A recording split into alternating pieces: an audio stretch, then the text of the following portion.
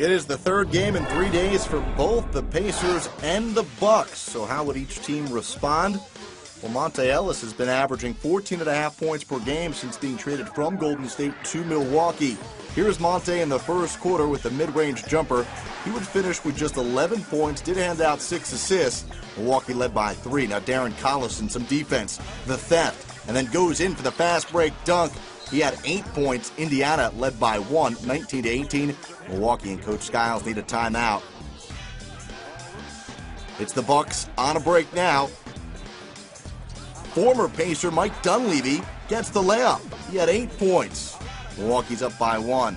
Now Brandon Jennings with the fast break. Defense into a deuce. 45-44. Game still tight. David West into the lane. The Bunny. He had 15 and 7. Indiana retakes a 1-point lead. West drives, loses the ball. Roy Hibbert recovers, and he hits the jumper. Not a high percentage shots here. Hibbert 16 and 9. Indiana was up. Now in the third quarter, it's Carlos Delfino nearly steals the ball. Then Danny Granger makes him pay.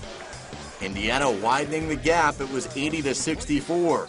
More from the Pacers and their bench. George Hill, he hits. Then on the other end, it's Brandon Jennings. Oh, he hit it from beyond half court. Check it out again. The clock winding down. Jennings just barely gets it off.